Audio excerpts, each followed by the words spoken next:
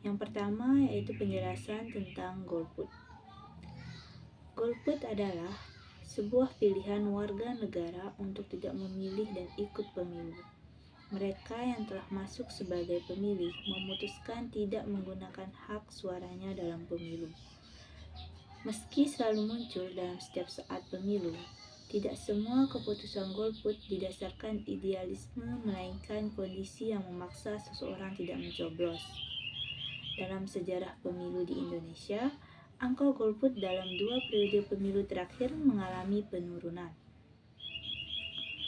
di mana pada pemilu 2014 jumlah golput 30,22% atau sebanyak 58,61 juta orang dan menurun pada pemilu 2019 menjadi 18,2% atau 34,75 juta orang dalam pemilihan terdaftar. Berdasarkan hasil survei Center for Strategy International, sebanyak 11,8% responden pemilihan golput pada pemilu 2014. Data KPPU sendiri menunjukkan anak muda mendonisme 56,4% pemilih pemilu 2024. Yang kedua, tentang sejarah golput. Sejarah golput melansir skripsi berjudul Fenomena Golput di Indonesia Pasca Orde Baru Studi Kasus pada Pemilu 2004 yang ditulis Acu Nurhidayat. Golput muncul pada awal tahun 1970-an. Kemunculan golput sebagai reaksi atas kecurangan pemerintahan menjelang pemilu 1971. Para aktivitis 66 seperti Arif Budiman, Marsalim Simanjuntak, Julius Usman, Iman Maluyu, dan Adnan Buyung Nasution menjadi pelopor gerakan ini, hingga akhirnya mereka mendapat dukungan dari berbagai daerah. Aktivis 66 menentang rezim Orde Baru, salah satunya dengan melahirkan Tri Tuntutan Rakyat Tritura, merupakan menuntut pembubaran PKI dan sistem kekuasaan otoritarisme.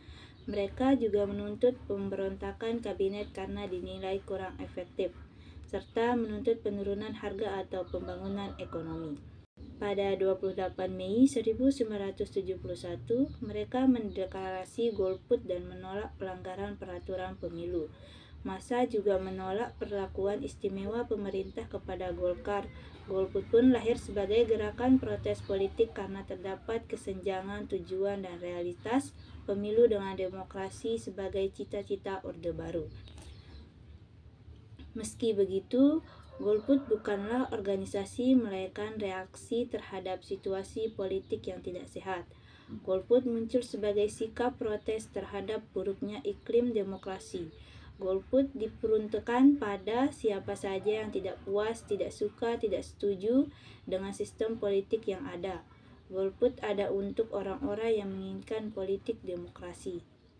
Saat itu, pilihan menjadi golput diserukan kepada masyarakat agar bersikap kritis terhadap perpolitikan di Indonesia.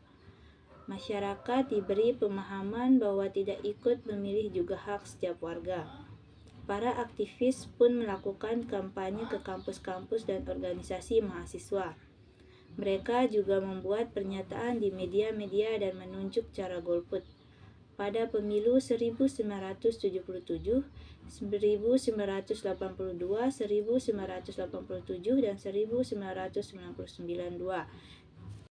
Pada pemilu 1992, golput tetap digaungkan. Namun, golput kali ini mengarah pada tuntunan. Pada pemilu 1982, konflik politik terjadi di kalangan elit. Ketidakpuasan terhadap pemerintah Orde Baru memunculkan kelompok oposisi yang anggotanya para jenderal dan politisi sipil. Pada tahun ini, gerakan mahasiswa dilakukan atau diberlakukan normalisasi kehidupan kampus pada awal 1980-an. Pada pemilu 1987, proses regenerasi kepemimpinan menjadi isu penting masyarakat menuntut terwujudnya demokratisasi politik dan ekonomi. Saat itu, masyarakat memprotes masa perburuan, konflik-konflik tanah, pelanggaran HAM, serta kerusakan lingkungan. Monopoli bisnis keluarga Soeharto menjadi isu politik terbesar menjelang pemilu 1992. Pemilu 1992 pun digelar di tengah situasi protes masyarakat yang menuntut kebijakan demokratisasi politik dan ekonomi. Golput pun semakin menggema. Pendukung golput bukan hanya dari kalangan terpelajar, tetapi orang-orang miskin kota dan desa yang merasa dirugikan pembangunan Orde Baru. Protes proyek pembangunan terjadi di mana-mana. Rakyat pun mengancam pemboikot pemilu 1992.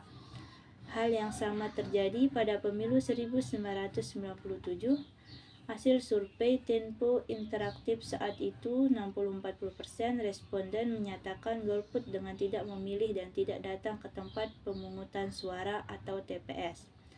Terbukti banyak pihak yang tidak puas dengan hasil pemilu dan menganggap pemilu syarat praktik kurang demokratis. Apalagi Golkar kembali menang setelah kurang lebih 30 tahun berkuasa.